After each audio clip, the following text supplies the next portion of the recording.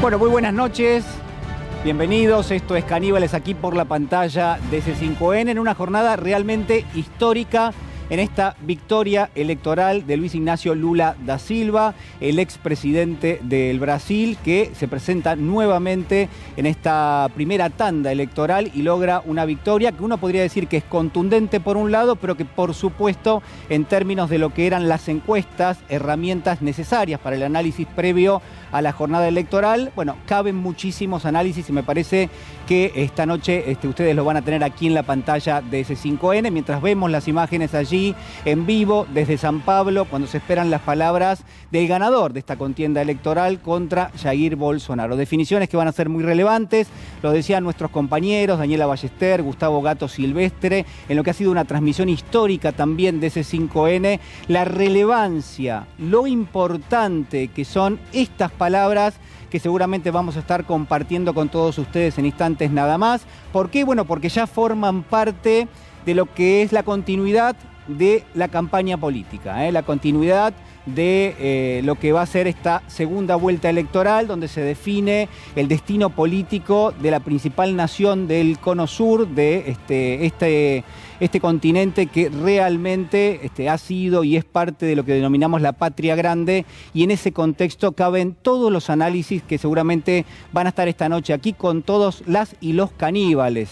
¿Por qué? Bueno, porque se abre un escenario, y quizás esta es la primera de las preguntas que tenemos que hacernos, se abre un escenario con algo de incertidumbre en función de lo que se preveía que iba a ser esta primera tanda electoral. Bueno, probablemente sí. Ahora, si uno lo analiza en detalle, mientras vemos allí las imágenes de quien es el candidato a la vicepresidencia del Brasil, estoy hablando de Geraldo Alckmin, alguien que le ha dado un respaldo enorme a Lula da Silva en función de dos o tres datos que quiero compartir con ustedes esta noche, ¿no? Lo que son las relaciones con el mundo corporativo. Alckmin es alguien que, en términos generales, se presentó en la campaña como un garante de lo que se llama el fiscalismo. Esto es el cuidado de las cuentas públicas, pero que uno podría reconocer de tiempos pasados en una referencia a lo que se llama el liberalismo económico. Entonces, me parece que acá el dato fundamental, el dato que tiene que estar hoy en la mesa de todos los análisis políticos, es que Luiz Inácio Lula da Silva, bueno, ha proyectado un escenario que ha cambiado políticamente. Y lo vamos a estar analizando en detalles mientras lo escuchamos a Lula. A ver. Tengo vontade de ganhar no primeiro turno, mas nem sempre é possível. Há uma coisa na minha vida que me motiva, me estimula e me faz renascer a cada dia, que é a crença de que nada acontece por acaso. Nada acontece por acaso. Durante toda essa campanha, a gente teve na frente, nas pesquisas da opinião pública, de todos os institutos, mesmo aqueles que não queriam que a gente ganhasse, colocavam a gente em primeiro lugar. E eu sempre achei que a gente ia ganhar essas eleições. E quero dizer para vocês que nós vamos ganhar essas eleições. É apenas uma...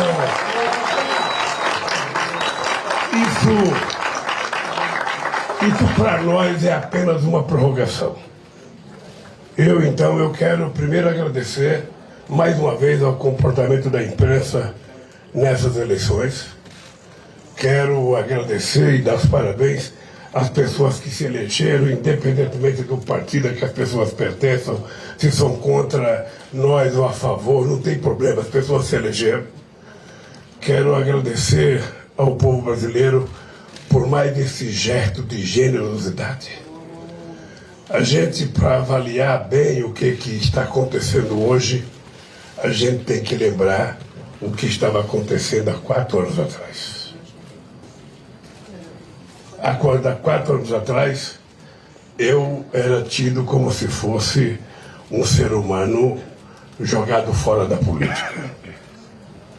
Ou seja, aí eu disse que a gente retornaria com mais força, com mais vontade, com mais disposição, porque a única razão da gente parar de lutar é o dia que o povo brasileiro tiver outras centenas e centenas de lideranças que consiga fazer com que eles conquistem aquilo que eles precisam para melhorar de vida. E vocês sabem que o nosso país está pior. Você sabe que a economia não está boa, você sabe que a qualidade de vida não está boa, que a renda não está boa, que o emprego não está bom, que a saúde não está boa. E que nós precisamos recuperar esse país, inclusive do ponto de vista das suas relações internacionais. Portanto, para, quem sabe, para desgraça de alguns, eu tenho mais 30 dias para fazer campanha. Eu adoro fazer campanha, adoro ir para a rua, adoro fazer comício, adoro subir em caminhão, sabe? Adoro discutir com a sociedade brasileira. E vai ser importante, porque vai ser a primeira chance da gente fazer um debate tete a tete com o presidente da República, sabe? Para saber, sabe, se ele vai continuar contando mentiras ou se vai, pelo menos uma vez na vida, falar a verdade com o povo brasileiro. Eu acho que é uma chance que o povo brasileiro me dá. É uma segunda chance. Ah, Lula, aquele debate não valeu muito, porque aquele debate, sabe, tinha gente estranha. Vamos deixar o segundo turno para você poder debater só com ele, para a gente poder medir, fazer comparações do Brasil que ele construiu e do Brasil que nós construímos, do nosso período de governo, da qualidade de vida do povo, da alegria do povo com o que o povo vive hoje. Então, eu quero dizer para vocês que começa amanhã a fazer a campanha. Eu tinha pensado, se eu ganhasse no primeiro turno, eu ia tirar uns 3 dias, fazer uma pequena lua de mel. Mas é o seguinte, vai esperar para o dia 30 de outubro. Como eu faço aniversário dia 27 de outubro, quem sabe eu ganho de presente a grande vitória que eu precisava, como foi em 2002. Em 2002 as eleições se deu exatamente no dia 27 de outubro. Então é o seguinte, a partir de amanhã tem campanha. Que me desculpe os jornalistas, vocês vão ter que trabalhar um pouco mais. Que me desculpe os nossos companheiros partidos aliados, nós vamos ter que viajar mais, vamos ter que fazer mais ato público, mais comício, mais debate, vamos ter que conversar mais com as pessoas e vamos ter que convencer a sociedade brasileira daquilo que nós estamos propondo. Eu acho que a nossa presidenta tem uma tarefa importante que vai conversar com as outras forças políticas que disputaram as eleições. E é o seguinte, a luta continua até a vitória final. Esse é o nosso lema. Nós esperamos contar com o apoio e a solidariedade de cada um de vocês no trabalho incansável que vocês fazem de correr atrás dos candidatos. Nós vamos tentar mapear o Brasil e ver quais são as regiões que nós precisamos andar. O nosso companheiro Haddad foi para o segundo turno, portanto nós teremos uma parceria muito forte aqui. Será efetivamente, São Paulo será um grande palco de um confronto, sabe, nacional e estadual. Sabe, é um confronto de ideias, é um confronto programado, é um confronto de proposta para a sociedade. E eu estou disposto, sabe, a fazer tudo que for possível. Eu tenho certeza que nós dois juntos vamos ganhar São Paulo e vamos ganhar o Brasil. Por isso que nós vamos precisar de vocês. O que nós vamos precisar de vocês? Disposição de andar atrás de nós. De escrever aquilo que a gente fala. Tirando as bobagens que não é prudente publicar, aquilo que a gente falar de bom, vocês podem publicar. Eu estou com inteira disposição. Nós vamos sair daqui agora, vamos para Paulista, porque tem gente lá, vamos conversar com o povo. E a partir de agora, Janjinha, acabou na zona de mel. Se prepare, porque nós vamos trabalhar. Você vai continuar cantando as musiquinhas. Aproveitar a cadeira velha que está aqui, que ela pode cantar. Ela pode subir com você e cantar no palco, para que a gente devolva a alegria. É apenas uma trégua, Eduardo Suplicy, apenas uma trégua. Sabe, são 30 dias que você pode trabalhar um pouco mais, se matar um pouco mais, pedir mais voto, para que a gente possa, no dia 30, 27 ou 29? 28 de outubro, a gente possa comemorar. Hein? É dia 30, gente, é dia 30, gente, é dia 30. 30, ninguém esqueça, dia 30. Nós vamos, sabe, estar em palco outra vez, tá bem? Gente, de coração, obrigado a vocês. E, sobretudo, obrigado ao povo brasileiro por mais este gesto de generosidade. Tá? Eu nunca ganhei uma eleição no primeiro turno. Toda eleição que eu disputei foi no segundo turno, todas. Sabe, o que é importante é que o segundo turno é a chance de você amadurecer as tuas propostas e a tua conversa com a sociedade. É de você construir um leque de alianças, um leque de apoio, antes de você ganhar, para você mostrar para o povo o que vai acontecer, o que vai governar esse país. Vamos nessa, gente. Vamos nessa, que dia 30 está muito perto. Um beijo no coração de vocês e até Avenida Paulista, quem quiser ir até lá. Sem medo de ser feliz.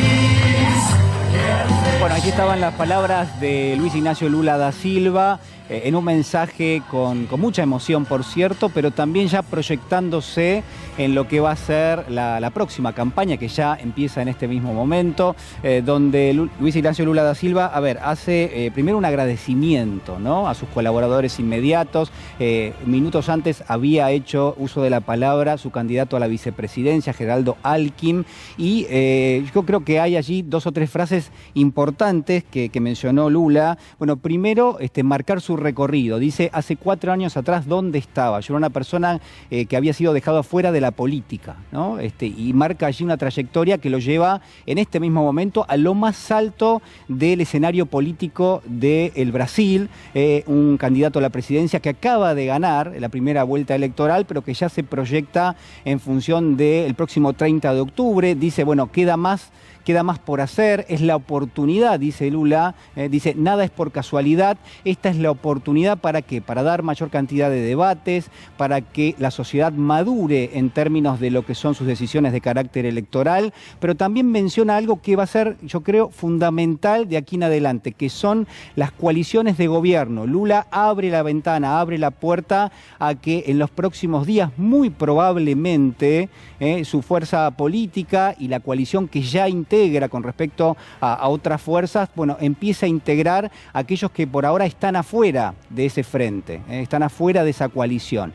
Y me parece a mí que remite muy bien a lo que va a ser el planteo esta noche aquí en nuestro programa en Caníbales, porque atención con el escenario electoral que se dibuja de aquí en adelante. Porque lo que acaba de pasar en Brasil es la confirmación lisa y llana de lo que ha sido el planteo electoral que ha hecho Lula da Silva contra el presidente Jair Bolsonaro. Esto es no ya dividir la elección en términos de la izquierda y la derecha, ¿no?, que tradicionalmente veíamos como parte de una contienda electoral, sino que lo que ha hecho Lula ha sido trazar un límite entre lo que él menciona como la democracia y el neofascismo, ¿no? Es democracia versus neofascismo, y entonces en función de eso es que Luis Ignacio Lula da Silva abre la ventana para sumar coaliciones de gobierno. No es ya la discusión de carácter netamente económico, netamente social, sino además también vinculado a esta superficie que me parece que es importante empezar a reconocer, este terreno nuevo en términos de lo político y de la política, que es, bueno, ¿qué ofrece en términos electorales una nación, en este caso el Brasil, tan parecido a lo que ha sucedido en los Estados Unidos en los últimos años? Intuimos también tan parecido a lo que puede ocurrir en la Argentina el próximo año, sin ninguna duda, y va a haber elementos que vamos a traer esta noche para el análisis. Hay mucho de lo que ha pasado.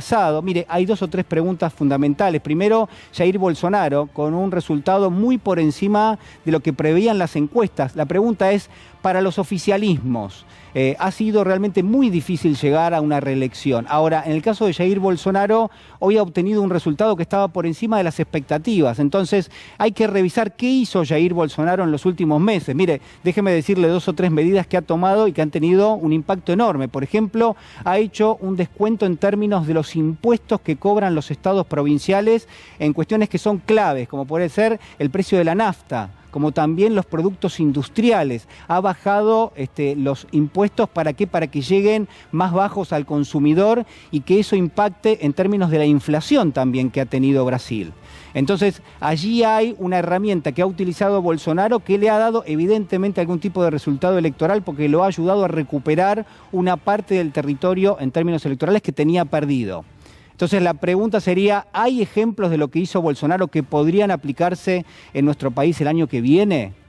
¿Habrá allí algún elemento central que pueda tomar la política argentina, el oficialismo argentino, de lo que ha hecho Jair Bolsonaro? Y por el otro lado, por supuesto, hay que subrayar el enorme desempeño que ha tenido Lula, no solamente por la campaña extraordinaria que ha llevado adelante, sino además también por la madurez que ha demostrado, el pragmatismo puro en cuestiones que son centrales y que yo le marcaba recién. La coalición de casi 10 fuerzas políticas que hoy encabeza Lula da Silva.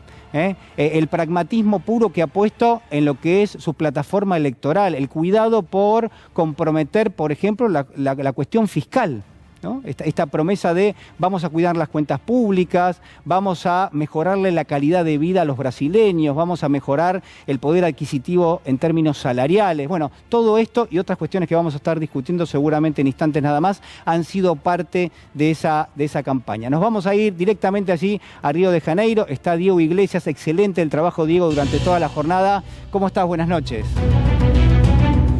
Hola Juli, muchas gracias, ¿cómo te va? Seguimos acá en Río de Janeiro, en esta zona portuaria, donde estaba todo preparado para que fuera una fiesta.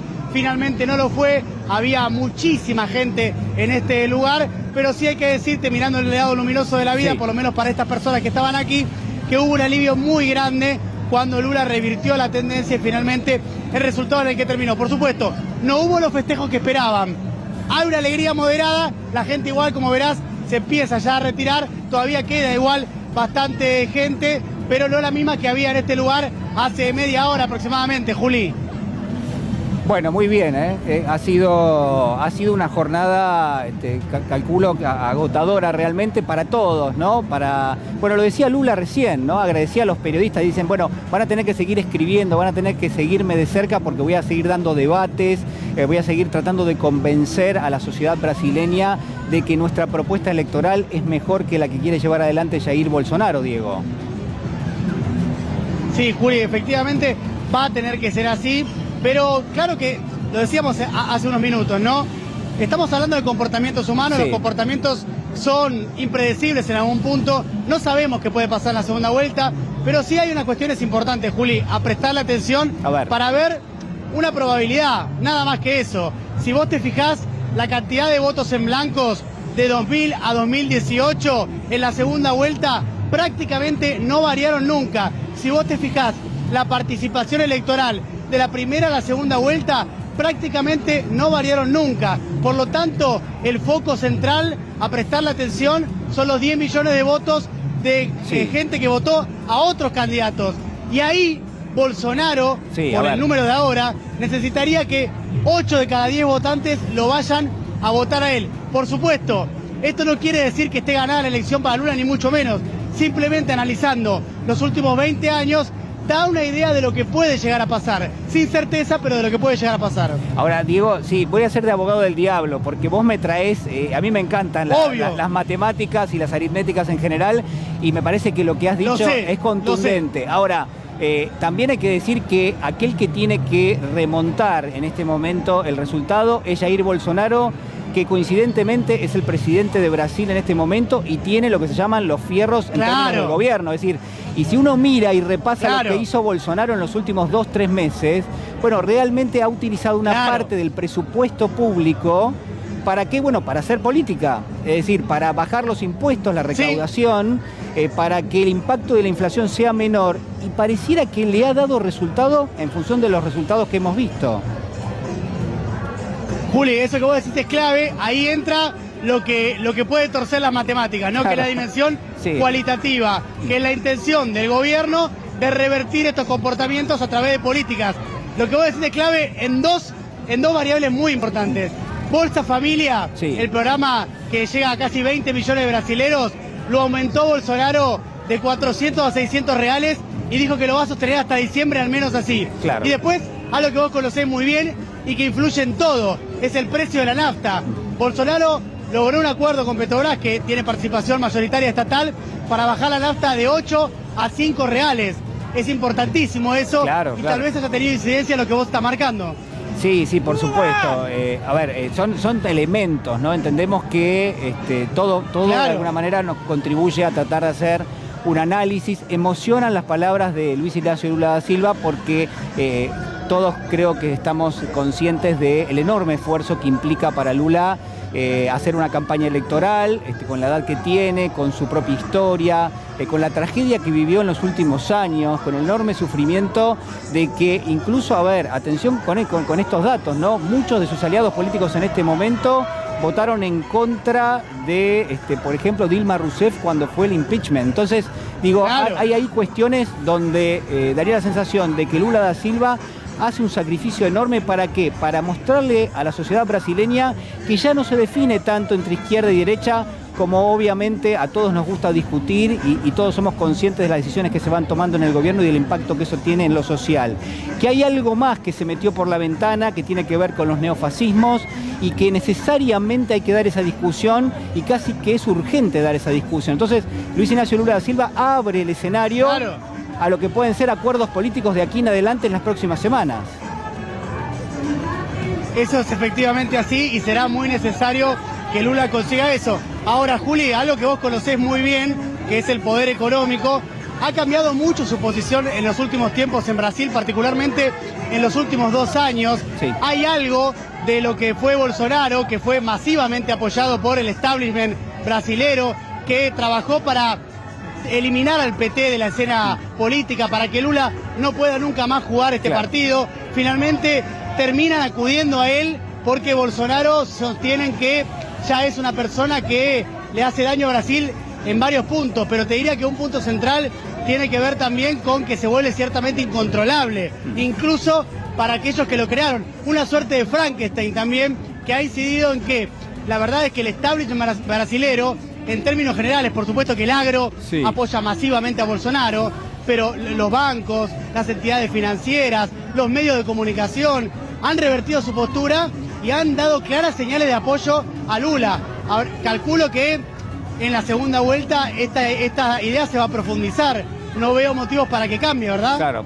Claro, bueno, 2 datos importantes, ¿no? La concentración de la riqueza que ha trepado muy fuerte en los últimos años con el mandato de Bolsonaro, y lo otro que es un síntoma, si uno quiere, de lo que ha sucedido también, la producción industrial que bajó casi 20 puntos con respecto a lo que tenías hace 5 años atrás.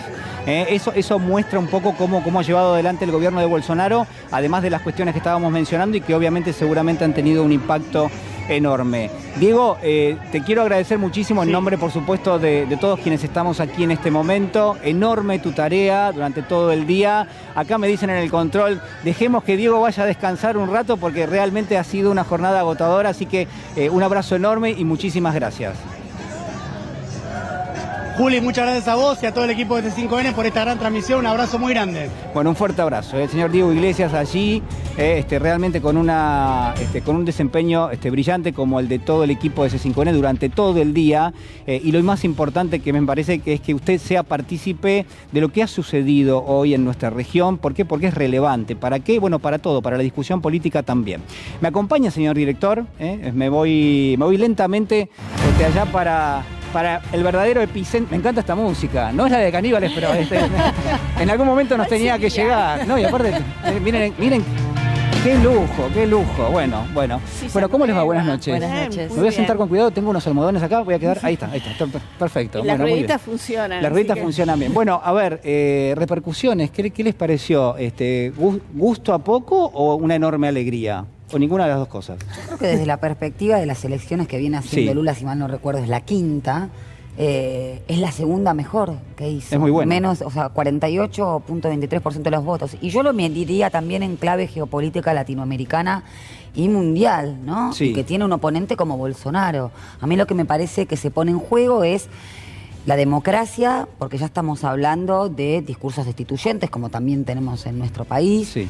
Democracia versus mercado neofascista. Y a esto me refiero con el concepto de libertad traspolado no solamente al mercado, en la exacción de derechos, en el desapoderamiento de las mayorías, sino también en lo que tiene que ver con el concepto de libertad en sí mismo, ¿no? Un victorianismo que tiene que ver con el cuerpo. Bueno, Bolsonaro lo representó, la persecución de disidencias. Me parece que eso hay que leerlo porque el capital siempre se apropia o nomina o habla de una manera especial del cuerpo, ¿no? Bueno, Lili lo destaca mucho siempre. Parece que hay que articularlo políticamente porque se trata de un mismo fenómeno. Bien, quien hablaba, ustedes la conocen, es Natalia Salvo, así vamos presentando uno por uno los integrantes Con de esta Caníbales. escenografía Con esta escenografía maravillosa, mientras vemos que sigue avanzando el número de mesas escrutadas, 99,13%, 48,23% el resultado para Luis Ignacio Lula da Silva, para Jair Bolsonaro 43,37%. Señor Pedro Peretti, buenas noches, ¿cómo está? Buenas noches, ¿cómo va? Yo pienso que hay una gran elección de Lula da Silva, una gran elección. Imagínate que 2 años preso, 6 años de una lluvia ácida constante, sí, precedido por un gobierno de Dilma que muy similar al de Alberto, y como conclusión electoral se derritió la ancha avenida del medio, desapareció la ancha avenida del medio. Tal vez esa sea la lección que podemos traer para la Argentina. Sí. Yo creo que eso viene un Macri-Cristina en el 2023, muy claro. ¿Hay un Macri-Cristina? Yo creo que esto sí, esto refleja, porque es parte de los términos que lo planteaba Natalia recién, entre fascismo y democracia. Claramente yo creo que es un debate que tenemos que dar y una pelea electoral que tenemos que dar. Y una cosa muy importante, que estuve leyendo todos los análisis y encuestas, sí, y los politólogos, ¿no? Los politólogos son más vendehumo que los encuestadores. Ya he llegado a esa conclusión. Los politólogos son... Acá me llegan unos mensajes de politólogos amigos. Bueno, te voy a decir una cosa. ¿Qué pasa? Los politólogos son a la política los que los relatores del fútbol son al fútbol. No, pero a ver, no te van a hacer nunca un gol. Dejá de hacer amigos, Pedro, por favor. No, pero a ver. Que se busquen un trabajo como la gente. Pero no tiene que ver con eso. No han acertado uno. No hay un voto vergonzante en lo que hemos visto. No hubo quien votó a Jair Bolsonaro y cuando le hicieron la pregunta por la encuesta no habrá dicho absolutamente nada. No da vergüenza. Desde que se inventaron... Como fue en su momento... Úrsula Vargas. Buenas noches. Buenas noches. El Capicúa, que todo el mundo decía, yo no lo voté. Decía, pero ¿cómo llegó a ser presidente? Nadie lo había votado, ¿no? No, primero la primera lectura es esa. Me parece que, y lo hablábamos con Lili fuera del aire, el tema de la información endogámica que tenemos, donde yo me había dormido una siesta, tranquila, dije, a ver, voy a festejar. Cuando me levanté y puse la tele y vi la diferencia, claro. Dije, ay, no lo puedo creer, porque nunca una fácil para este lado, ¿no? Después la primera lectura que hago también es que, sinceramente, bueno, todos hubiésemos querido que ganara en primera vuelta, pero me parece que está bueno que haya una segunda vuelta con una diferencia más radical, ¿no? Porque sabemos que del otro lado está Bolsonaro, que si ganaba Lula por el 51 ahí, íbamos a tenerlo llorando fraude y haciendo todo lo que dijo que iba a hacer, con lo cual que me parece que una segunda vuelta le va a permitir más holgadamente tener una diferencia para poder tener el poder político que necesita, ¿no? Porque no solamente a veces es llegar al lugar, sino que te acompañen. Así que creo que es una muy buena elección. También tengo que ser sincera que creíamos que iba a suceder otra cosa. Y me parece que también eso tenemos que prestar atención, puertas para adentro de nuestro país, cuando hablamos de las próximas elecciones en 2023, de no fiarnos, porque me parece que estamos siguiendo siempre como una información, y a los encuestadores que, bueno, vaya mi pésame, creo que ya ha terminado, ¿no? Bueno, como profesión. Se anota, como, es un capítulo más. Como profesión. Vamos a hablar con buscate un trabajo digno. Acá está Artemio López, así que le vamos a Artemio es sociólogo, no encuestador. Anunciamos la definición. Artemio, te saludaron varias veces esta noche. Uno de Clarín que ya me invocó a mí también. Sí. Yo no soy, ¿eh? Vos no sos. No fuiste. Anunciaron la defunción de los encuestadores hace ya unas cuantas, Artemio, ¿cuánto hace que vienen anunciando? Bueno, no, de los encuestadores. Lili. Hubo un momento en el que la angustia fue muy fuerte, quiero decirlo. Bien. La sensación era solidaria, también sentía que era compartida la angustia, y eso es endogámico, tenés razón. Reconozco que era entre amigas y amigos, pero la verdad es que la situación, sobre todo con los datos de San Pablo, se puso muy angustiante.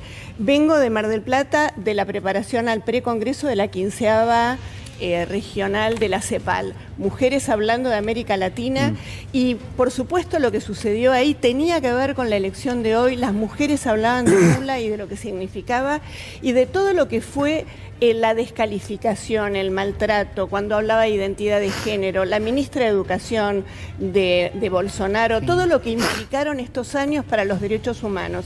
Por lo tanto, la expectativa de que Lula pudiera ganar en primera vuelta era realmente importante. Pasado este primer momento, más tranquila por esos datos, digo, bueno, fue una elección maravillosa. Habrá que trabajar durante todo el mes y son un espejo de lo que puede suceder acá. Amado Vudú, buenas noches, ¿cómo estás? ¿Qué tal? Muy buenas noches. Respira el corazón. No, ¿Hay alivio? mira, para mí está dentro de lo esperado.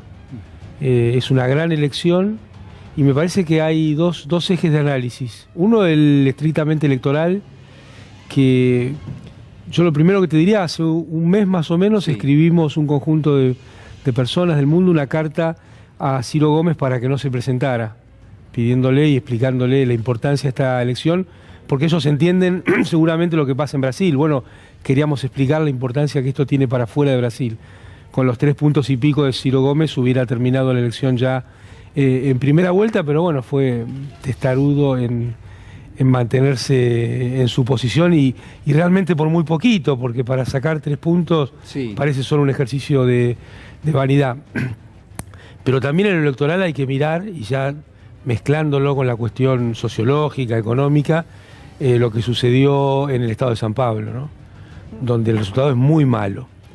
Y ese resultado invita a repensar cuál es el discurso y cuáles son las políticas. ¿Es muy malo para quién, Amado? Para Lula. Para Lula.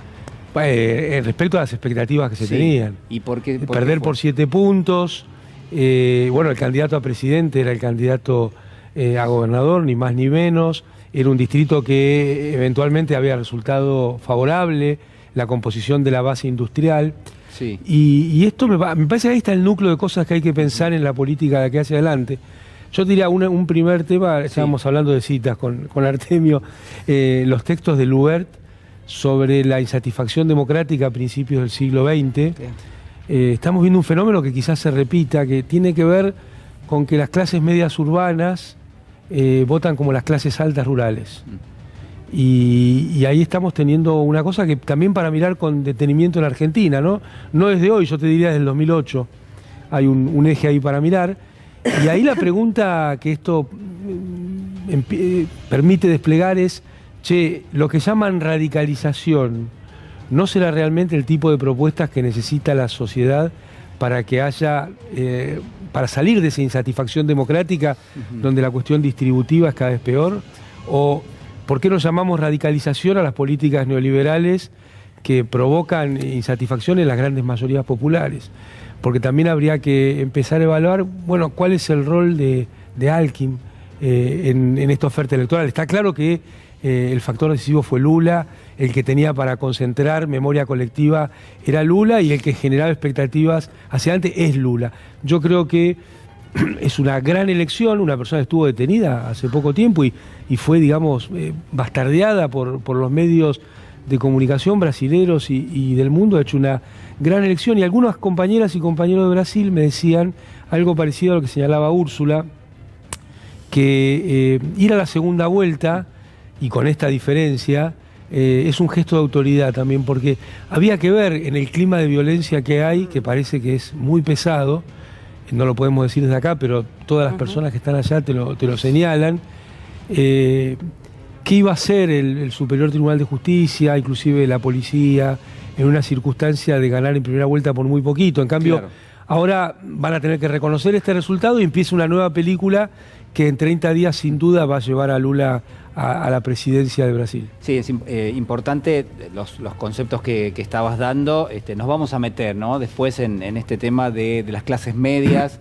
cuál ha sido el impacto que han tenido las políticas de Jair Bolsonaro y cómo están definiendo su voto. Artemio, buenas noches, ¿cómo estás? ¿Qué tal? ¿Cómo están todos? ¿Bien? Bueno, coincido con lo que estaba planteando Amado. O sea, esta fue la segunda mejor elección de Lula después de la del año 2006. O sea que fue una gran elección. Todo arriba del 48%, me parece que eso hay que dejarlo de lado. Lo que creo que hay que analizar en profundidad, no sé si es el momento Es el momento, Artemio. Es el momento. Justo estamos en un programa, muchísima gente nos está impacta el mirando. proceso estructural de desindustrialización de Brasil? Brasil se está reprimarializando de manera acelerada. Desde Hay los un 80. impacto ahí en... Claro, y el portavoz de Lula, en el 2006, que es un politólogo importante, Andrés Singer, dijo que el lulismo, es decir, él analizó la base electoral que tenía el PT tradicionalmente y en lo que fue luego lo que él llamó el lulismo, que fue la transformación de la estructura electoral tradicional con clivaje en los sectores industriales.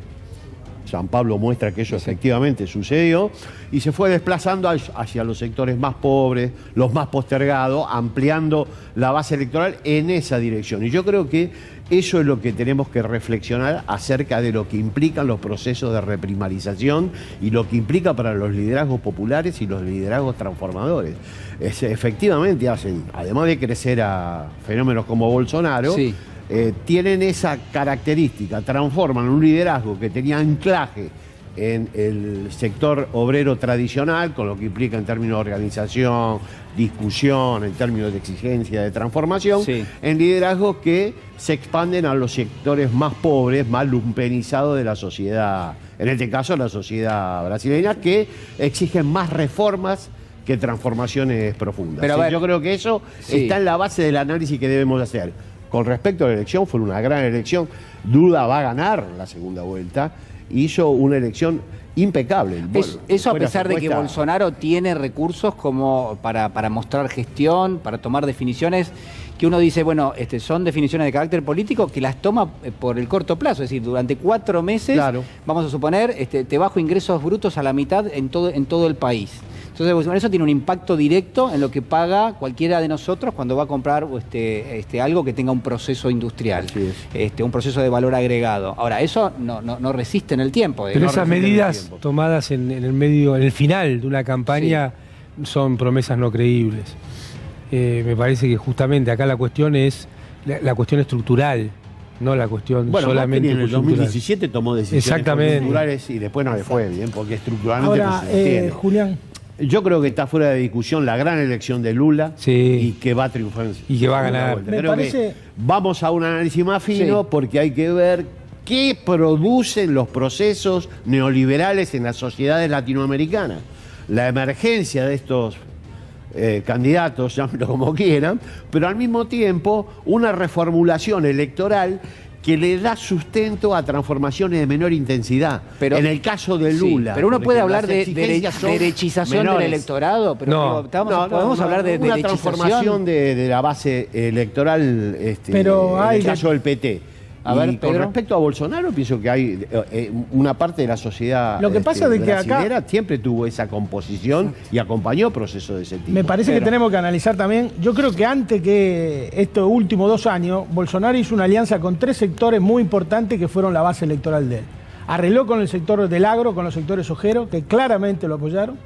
Arregló con los sectores evangélicos. De 543 diputados que tiene, 147 son evangélicos. Y arregló con la policía.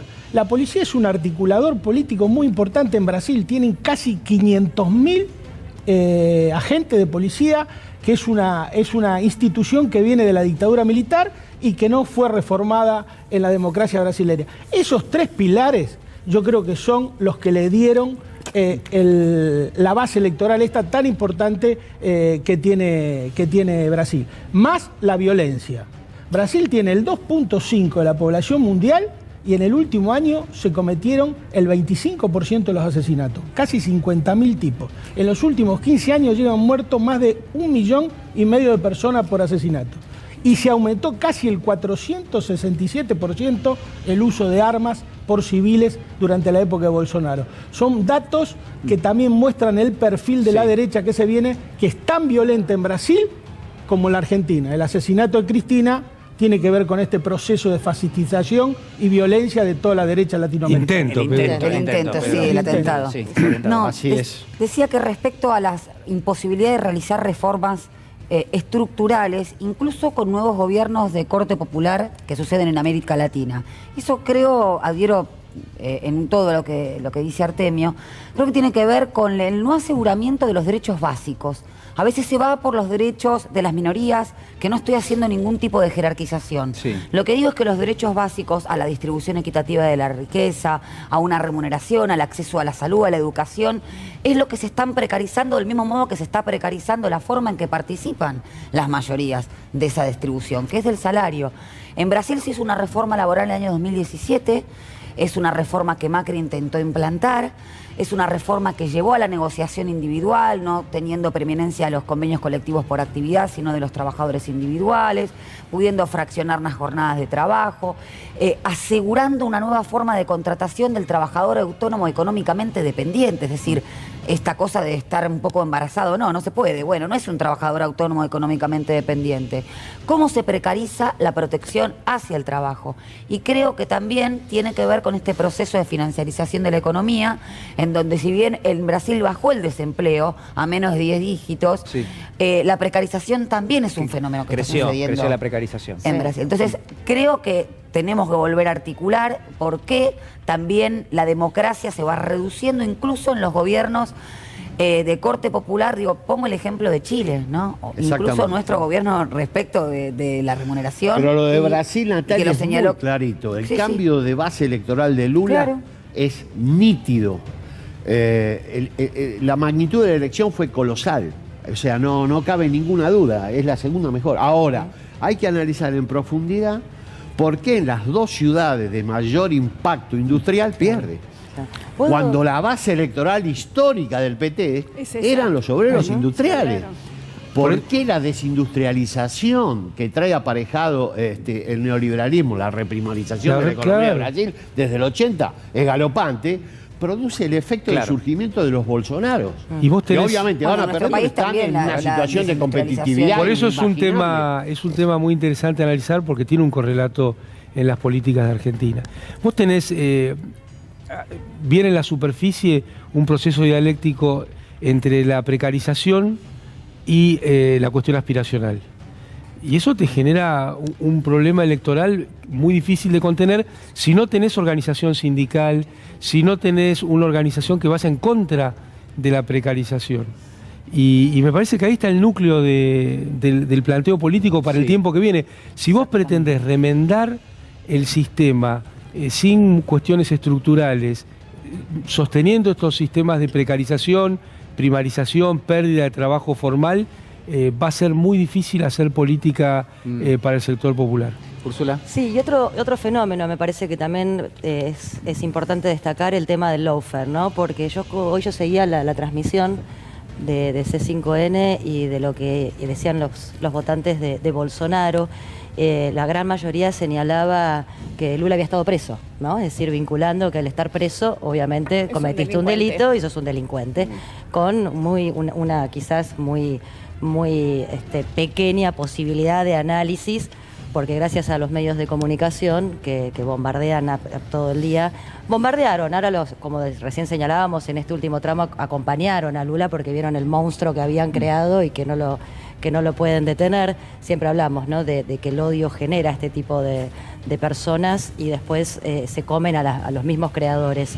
Pero me parece importante señalar porque estamos viviendo en Argentina también el tema del lawfare, muy claramente contra la vicepresidenta Cristina Fernández de Kirchner, donde tenemos a este fiscal Luciani señalándola de 12 años de su mandato y de que ha sido una asociación ilícita todo su gobierno, con lo cual es una idiotez, pero bueno, no lo vamos a tocar acá. Pero me parece que es muy importante la pata de la justicia. Por suerte en Brasil logró depurarse, si se quiere decir, como había pretendido el presidente Alberto Fernández que sucediera en la nuestra, pero digo, no es menor el detalle, creo que hay mucha gente que no votó a Lula justamente porque estuvo preso. Claro. Y porque su pensamiento queda en eso corto, ¿no? Sí, el impacto que tuvo la campaña contra Lula todavía queda. Es enorme, y era lo que vociferaban los que no lo querían votar. Decían, estuvo preso, es un delincuente. Bueno, ojo con lo que pueda pasar en nuestro país con Cristina Fernández de Kirchner. Lili. No, me da la sensación un poco esto que decía Úrsula, ¿no? El lawfare que quedó clarísimo en el caso de Lula, Yo no sé muy bien cómo sería lo de la depuración del sistema judicial. Para mí no puede ser, pero en Brasil algo sucedió que dijeron, habrá sido tan obvio que dije, bueno, en realidad aparecieron unos audios de Telegram. Donde estaba los fiscales, el fiscal diciendo, claro, fiscal, sí. Fue un audio que era como, buah. Se comprobó que estaban comprobó que estaba, exactamente. Que aquellos que debían juzgarte para que no seas una delincuente, en realidad eran delincuentes. Sí, me parece que se abre, que acá me dicen, Lula volvió a enamorar y esto es así. Y también es cierto, y lo decía Juana Morín en el programa anterior, probablemente Bolsonaro llegó a su techo, o lo decía Diego Iglesias. Me parece que esto también es importante tenerlo en cuenta, ¿no? El crecimiento que va a necesitar de trabajo Lula a lo largo de este mes va a generar un ordenamiento diferente y en principio parecería que Bolsonaro, a pesar de lo que vos decís, tiene los fierros, está en el gobierno, toma las medidas, probablemente haya llegado a su techo. Bueno, a ver, me parece que tenemos que dejar en claro algo, ¿no? Este resultado que ustedes ven en pantalla es el que va a definir la conformación de la Cámara de Diputados, ¿no? También, es decir, Moro fue electo. Claro, según entiendo, esta conformación es mejor para Lula, eventualmente con una victoria en segunda vuelta, que la que tenía, por ejemplo, el PT o la que tenía el propio Bolsonaro hasta ahora, ¿no? Tenía una participación mayoritaria en términos de los legisladores en la Cámara de Diputados. Bueno, esta elección que ustedes ven aquí, 48,31% para Lula, 43,3% para Bolsonaro, con el 99,51% de las mesas escrutadas. Bueno, refleja claramente una conformación de la Cámara muy favorable a Lula da Silva. Sí, Pedro. No, un aporte del tema de las redes en Brasil que es mucho más, me parece que es mucho más influyente que en la Argentina. Bolsonaro tiene en Facebook 14 millones de seguidores, Lula 5. En Twitter, Lula tiene 481 y Bolsonaro 9 millones de seguidores. En Instagram, 21 de Bolsonaro contra 7 de Lula. Y en TikTok, 2.800.000 Bolsonaro contra 1.700.000 de Lula. Pedro, escuchamos a ver, si les parece, escuchamos a Jair Bolsonaro que está hablando en este momento. Ficaram presentes hoje lá na Sala Cofre. Repito, elas foram convidadas a participar, a integrar uma comissão de transparência eleitoral. Então isso aí fica a cargo aí do ministro da Defesa tratar desse assunto. Presidente, estamos ao vivo também aqui na Rede Record. Qual que vai ser a principal mensagem agora do senhor no segundo turno? A mensagem é que o Brasil, levando em conta a grande maioria dos demais países do mundo, é o que melhor se saiu, está saindo na questão da economia. Tá? Talvez mostrar um pouco mais do que foi a pandemia também. O Brasil comprou 500 milhões de doses de vacina para quem se sentiu, né, no dever de se vacinar. Então nós só temos dados positivos que acredito que vai ser um primeiro para o segundo turno bastante elástico, né, 4 semanas e não 3 como geralmente acontecia. Dá para te explicar bem a população o que aconteceu. Minas Gerais, fraude, presidente, não houve fraude. Presidente, Minas Gerais deve ter prioridade. As comunicação de algum outro candidato que possa declarar já existe a possibilidade bastante avançada de conversar com o governador Zema. No Rio de Janeiro, é um do nosso partido, já ligou também. Fizemos alguns contatos. Eu não vi ao certo, parece que o PL fez uma bancada de 100 e poucos deputados, 101 deputados. Fizemos também senadores. Esse pessoal todo vai ser convidado, né, a conversar conosco para se empenhar durante a campanha. Porque é natural os candidatos, né, se preocupar muito mais com a campanha dele do que com a presidencial. Tá? E agora a campanha é a nossa. Então entendo que isso vai ajudar a gente conseguir os votos suficientes para a gente ganhar as eleições. Presidente, como o senhor avalia as pesquisas de primeira? Qual a avaliação do senhor com relação aos números, principalmente do PL, dos partidos ligados à base do senhor? Senadores. Não deu ainda para eu ter tudo isso na cabeça, tá? Que está faltando a gente se inteirar de mais alguma coisa. Mas pelo que tudo indica, o nosso partido fez 101 deputados, um quinto da Câmara, bastante. Um quinto não. 20%. 20%, isso é bastante. é um partido que sai na frente para disputar cargos na mesa o ano que vem. E esse atrativo fará com que se negocie já isso a partir de agora, antes mesmo do segundo turno das eleições. Então temos isso a nosso favor. Então creio que eu creio que a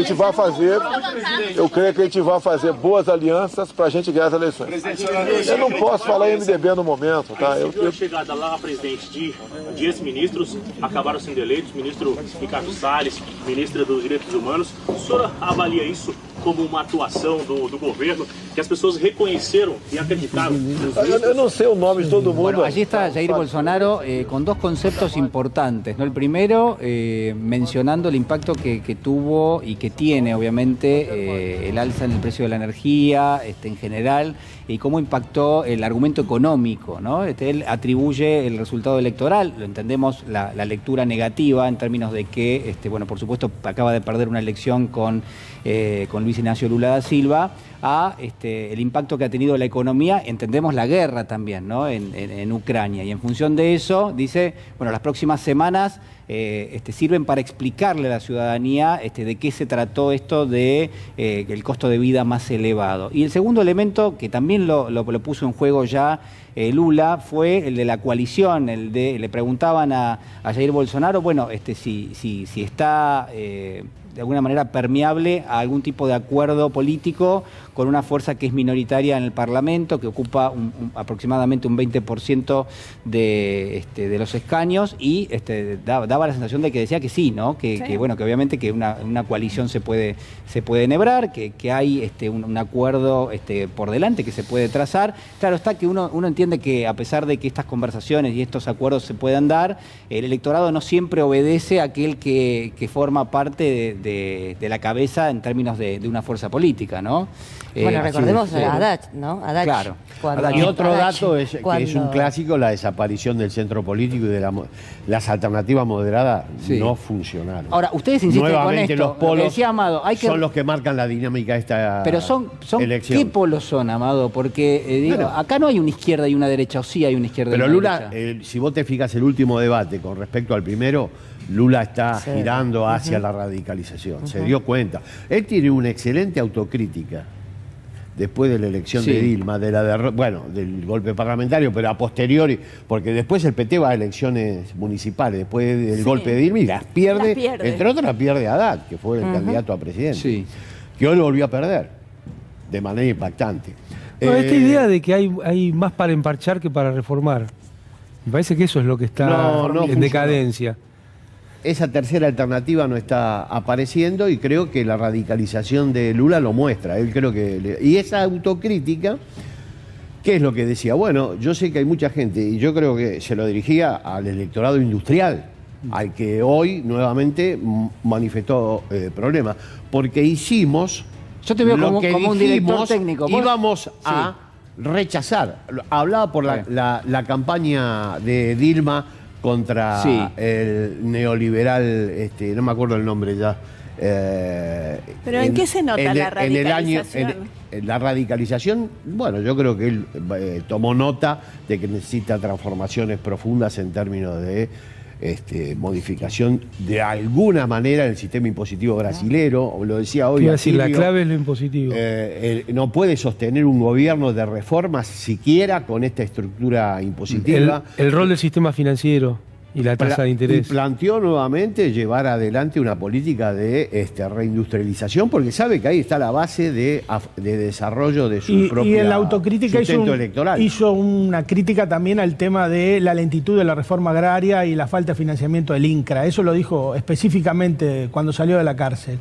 Yo creo que el tema rural es un tema muy complicado para él, porque ahí está buena parte asentado el poder de Bolsonaro, y debería darle más juego tanto a la CONTAX, que es una de las organizaciones campesinas más grandes del mundo, como al Movimiento Sin Tierra, y yo creo que en eso se ha hecho una autocrítica el tema de... Además es donde tiene su base electoral, queda demostrado habiendo perdido la cuestión industrial, ¿no? Bueno, no olvidemos que Dilma en su gobierno dijo que el ajuste era inevitable. Sí, sí. Lo puso como ministro de Economía a un funcionario del Fondo Monetario Internacional.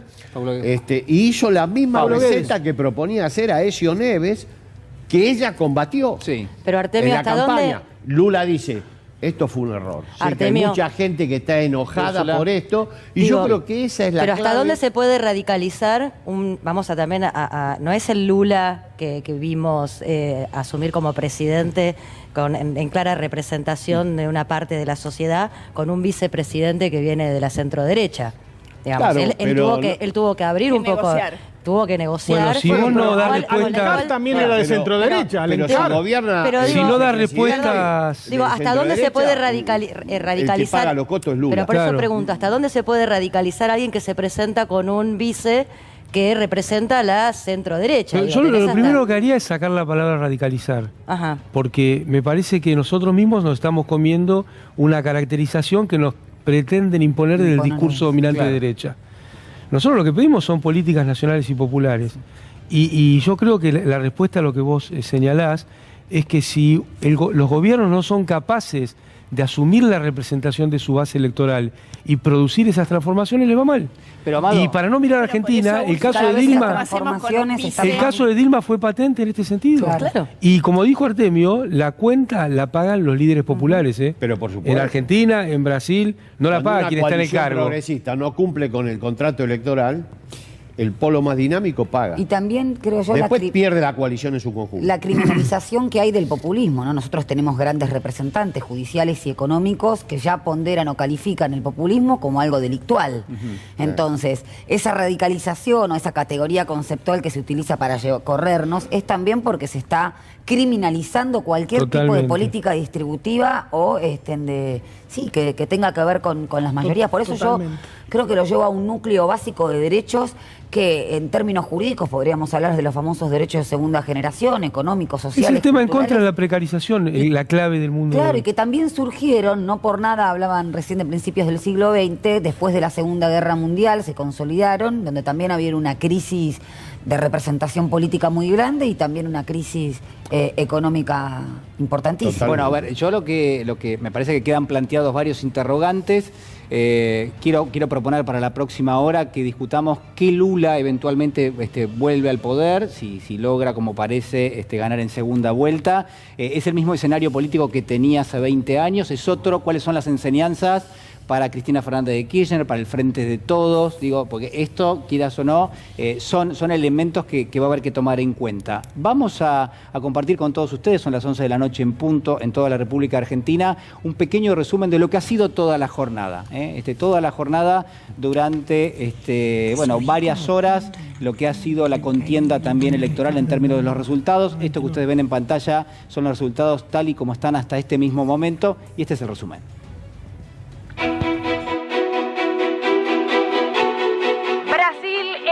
Y C5N está en vivo desde Brasilia, desde diferentes lugares de Brasil, para mostrarte lo que va a ser esta elección importantísima.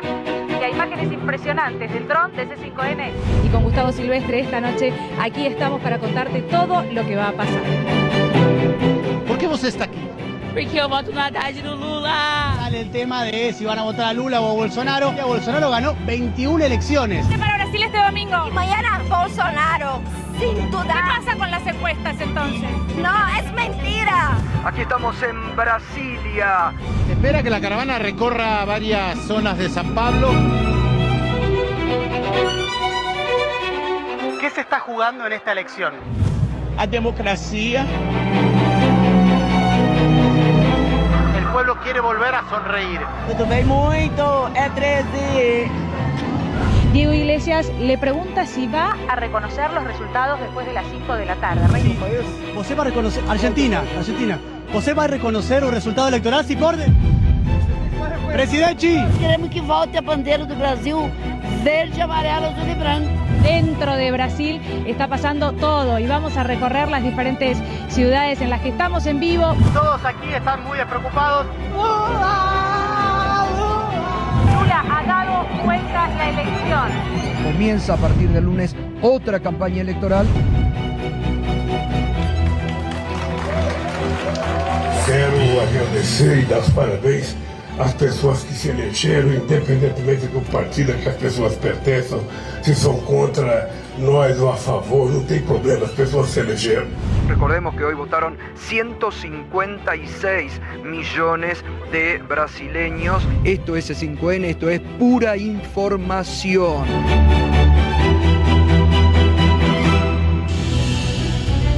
Bueno, enorme trabajo de todo el equipo de C5N, encabezado allí por Gustavo Silvestri y Daniela Ballester, y el agradecimiento, por supuesto, a todos quienes hacen posible que estemos al aire en este momento, durante toda la jornada, una cobertura realmente impresionante de C5N. Y parte de esta cobertura, sin ninguna duda, le pertenece al señor Pedro Brigger.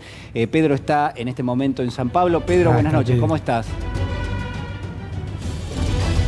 Buenas noches, y parte de esta cobertura le corresponde por supuesto a Ricky Zárate, que hace maravillas con la cámara. Ya Muy me pidió bien. un hombro ortopédico, ya no puede más cargar la cámara en el hombro derecho, ya lo veo completamente torcido al pobre Ricky.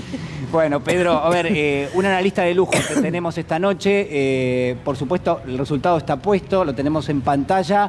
Es contundente si uno mira los números en este momento, pero claro, conocemos cómo fue la historia y cómo se fueron cargando las mesas. Llamémosle las mesas, ¿no? Por supuesto. Digo, ¿cuál es el análisis que podemos hacer a este momento? Bueno, primero cortaron la transmisión de datos con el 97%, que no aparezca una sorpresa cuando vuelvan a conectar y lleguen al 100% y no se achique de repente la diferencia, ¿no? Prestemos atención a eso, veamos qué pasa. Es difícil hacer un balance rápido cuando todavía no alcanzaste, Julián, a mirar todos los números, estados por estado, poder analizarlo en detalle. Pero a grosso modo algunas reflexiones respecto de esta elección. En primer lugar, la gente de Lula pensaba que ganaba en primera vuelta, empujaron mucho, gran parte de los medios de comunicación estaban incentivando el voto para la primera vuelta, el voto útil llegar al 51%. De hecho, he escuchado la opinión de gente experta en procesos electorales que no necesariamente apoyaba a Lula, que pensaba que efectivamente Lula iba a conseguir el 51% de los votos. No lo consiguió, pero tampoco estuvo lejos, 48%. Tal vez la sorpresa para mucha gente es el resultado tan amplio, tan alto de Jair Bolsonaro, que ninguna de las grandes encuestadoras daba. Yo hace mucho me he cansado de decir que lo subestiman a Jair Bolsonaro. Lo dije en su momento cuando compitió en el 2018, lo están subestimando. Bolsonaro representa algo más profundo de lo que aparece a simple vista como un tipo muy torpe, conservador, machista, anticomunista, con un discurso cuasi fascista, anclado 70 años atrás. Sí, todo eso es verdad. Pero hay algo mucho más profundo que hay que tratar de analizar, que no es el momento de analizar, y él es mucho más inteligente de lo que aparenta, o de lo que aparentó durante tantos años. Por eso dije que no hay que subestimarlo. Y efectivamente, no había que subestimarlo, consiguió una excelente votación. De todas maneras, la primera minoría en este caso es Lula da Silva. Y acá sí hay que decir algo. No ganó en primera vuelta, es verdad, pero hay que tomar en cuenta que Lula da Silva es la figura política más importante de Brasil de los últimos 50 años. No cabe la menor duda. Desde el sindicato, la lucha contra la dictadura, armar el Partido de los Trabajadores, ir preso en la lucha contra la dictadura, presentarse como candidato en varias oportunidades, llegar a la presidencia. 8 años de presidencia, 4 de Dilma Rousseff, 2 más de Dilma Rousseff hasta que fue derrocada por ese golpe de Estado parlamentario. No importa ahora cómo lo llamemos, fue derrocada en el 2016 y ahí comienza el retroceso al Partido de los Trabajadores, demonizado durante mucho tiempo. Todo gobierno, todo partido que está en el gobierno, 8, 10, 12 años, sufre un desgaste impresionante. Lo sufrió también el PT, entre otros motivos, por muchos escándalos de corrupción. La palabra corrupción aparece todo el tiempo en Brasil. desde hace por lo menos 30 o 40 años. Por lo tanto, ahí hay un tema muy importante para tomar en cuenta, porque también afectó a un partido que cuando nació se presentaba como el gran luchador en contra de la corrupción y sin embargo estuvo involucrado en numerosos casos de corrupción, más allá de la figura de Lula, y es posible que Lula no estuviera involucrado directamente en los escándalos de corrupción. Sin embargo, la corrupción existió. Lula, sacado de la carrera política, va preso, no le permite presentarse en el 2018, tienen que sacar un candidato a la galera, Fernando Haddad, pierde con Bolsonaro, vuelve a una edad bastante avanzada y saca 48% de los votos. Esto, en primer lugar, es para sacarse el sombrero, más allá de que no haya ganado en primera vuelta, Julián. Pedro, bueno, impecable realmente el análisis. Quiero preguntarte, porque es parte de lo que hemos visto en los dos discursos, tanto en las respuestas que daba hace instantes nada más Jair Bolsonaro, el presidente, como también en las de Lula, hace algunos minutos, de habilitar una especie de negociación que se entiende que no es directamente proporcional a la cantidad de votos, pero sí sentarse en una mesa y tratar de sumar alguna fuerza política más. ¿Cómo ves esos movimientos en los próximos días? Difícil saber. Hay 5 puntos de diferencia a favor de Lula. Está muy cerca del 50%.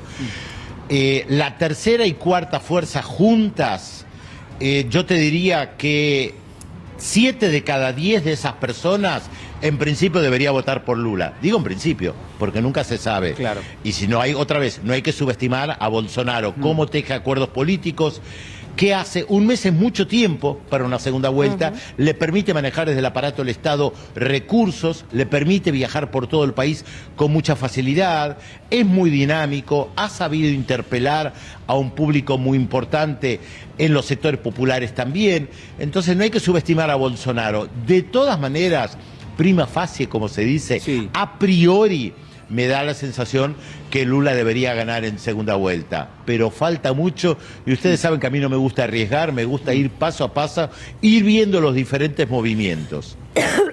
Pedro, la verdad te agradecemos muchísimo este contacto con nosotros, te mandamos un abrazo enorme y esta gran felicitación por todo lo que ha sido tu trabajo durante todo el día. Un fuerte abrazo.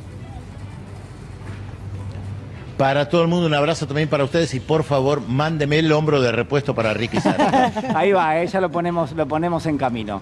Un fuerte abrazo, el señor Pedro Brigger con nosotros. Gracias, un análisis realmente impecable de lo que ha sido la trayectoria de Lula da Silva. Es el principal referente, ¿no?, político de las últimas décadas en el Brasil. Y bueno, abro la pregunta, porque ya está y porque estamos hablando permanentemente de eso, ¿cuáles son las enseñanzas que deja para el escenario electoral argentino? Pero primero la pregunta que señalabas con, si me permitís. Sí, claro. Los dos candidatos que salieron tercero y cuarto, la tercera es una mujer, Simón Tebet. Sí. Y después viene Ciro Gómez. Los votantes de Ciro Gómez es muy razonable que se dé la proporción que decía Pedro y que Ciro Gómez termine teniendo problemas dentro del PMDB. Probablemente hasta lo expulsen. Ciro Gómez, que sacó 3 puntos aproximadamente. Sí, porque él seguramente va a hacer un apoyo explícito a Lula y esa proporción que decía Pedro me parece que se va a dar en esos 3 puntos. Es más difícil analizar el caso de Simón Tebet porque es una persona nueva, que está irrumpiendo en la política y es muy difícil que se juegue por un lado u otro. Si hubiera un nivel de abstención de esos votos, bueno, Lula ya ganó. Claro. Es muy difícil que... Para mí ya ganó. Sí. Pero creo que lo más importante es ver por qué ascienden las alternativas como la de Bolsonaro.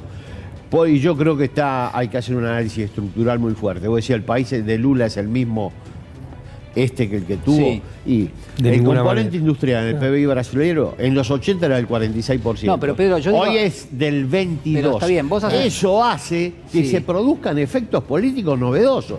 Este tipo, en un Brasil industrial, no hubiera tenido las Pero chances. Artemio, ¿vos estás viendo la misma película que ve todo el mundo? Es decir, no, digo... Ni siquiera está viendo la película. No, pero ¿por qué? Pregunta rara, Julián. Esperemos que todo el mundo esté viendo C5N. Oficiales de... No, porque a ver, me parece que estás planteando un escenario político que por ahí podías plantearlo perfectamente hace 20 años atrás y que hoy tenemos otros elementos.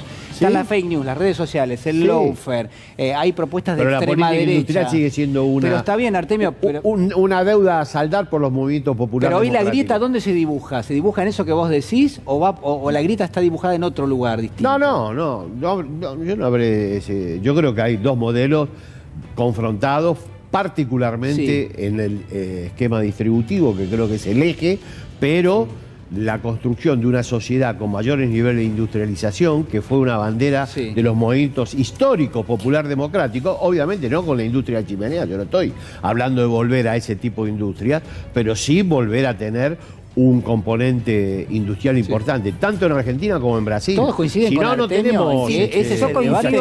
La lumpenización de la sociedad le da pasto a las experiencias de la derecha, en Brasil y en Argentina. Yo coincido que el eje central es ese antagonismo, porque el capital se profundiza, se financiariza, se concentra cada vez más y nosotros vamos relajando la misma defensa o la identidad de la cual partimos, es decir, el trabajo. Creo que sí, lo que tiene que ver con el lawfare, las redes sociales, tiene un carácter instrumental para consolidar el sistema de exclusión. De hecho, acá hemos hablado varias veces el paralelismo existente entre la dictadura cívico-militar, lo que hacían los cuarteles, y lo que hacía actualmente el Poder Judicial. Pero en definitiva, atrás había un sistema económico de exclusión, financiero, de precarización. Entonces, a mí me parece que el eje, el capitalismo, no desapareció. Con lo cual, el eje o el antagonismo sigue siendo el mismo, con la metamorfosis de la época. Sí, no, yo creo que no hay una respuesta.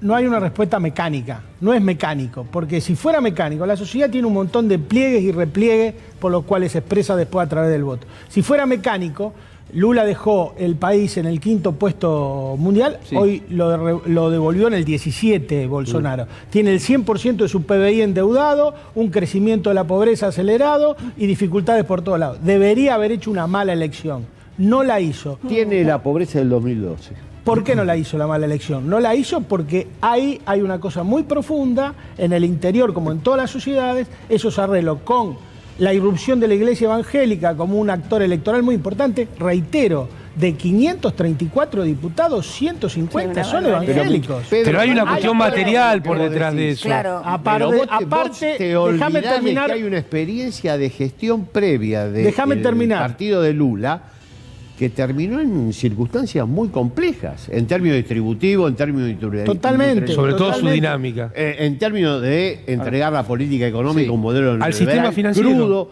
Eso, yo entiendo que el Facebook impacta, pero eso impacta más. A ver, Pedro.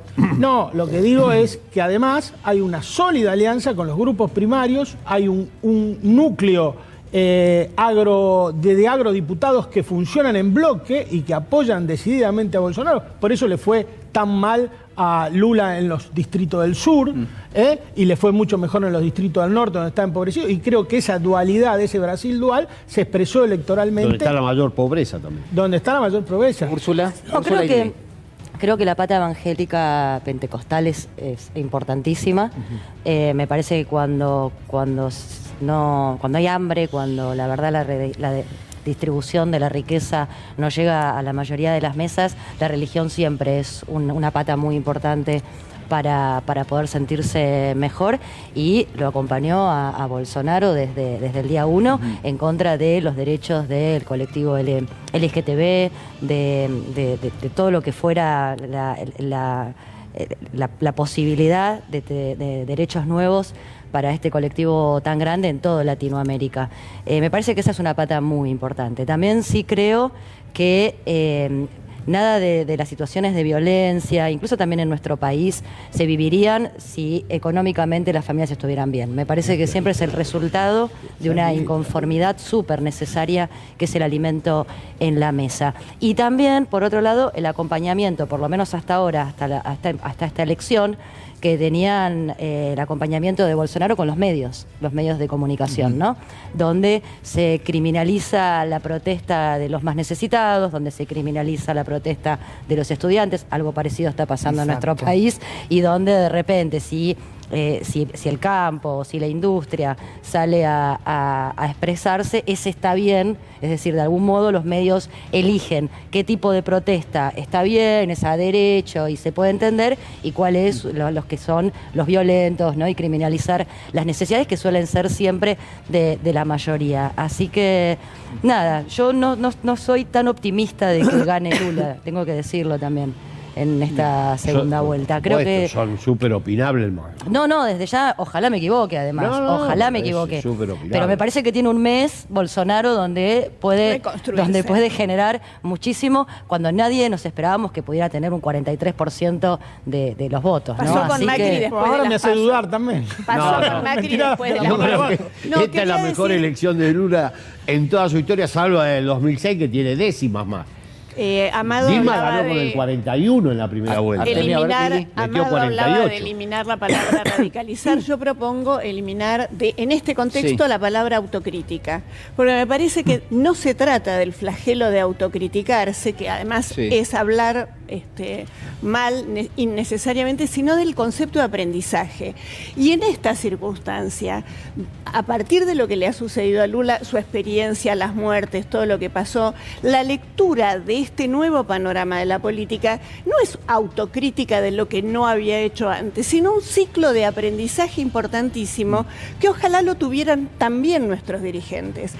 Se habla mucho de vos no te autocríticas. No, se trata de aprender de la experiencia. Si no la cerramos, como del mismo modo que cerramos las discusiones. Me parece que abrirlo, pensarlo en términos de crecimiento, de mirada, de escuchar, que de eso se trata la política, de reflexionar acerca de lo que está diciendo Artemio. ¿Por qué crece la derecha en Italia y en el sur de América? Es decir, hay un fenómeno global que no estamos pudiendo, que lo vemos, lo miramos.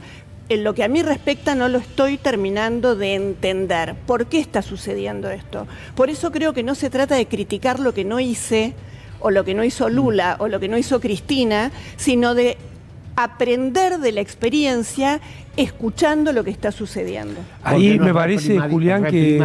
Yo creo que ahí me parece está en la base. Que esa insatisfacción que se comparte en Italia, en Estados Unidos, en Argentina y en Brasil, de las grandes masas populares, tiene que ver con un modelo económico. Claro, sí. Y lo que tenemos entonces que repensar es las modificaciones estructurales al modelo económico. Todo el resto de las cosas que se plantean son ciertas, las redes, el Twitter y la mar en coche.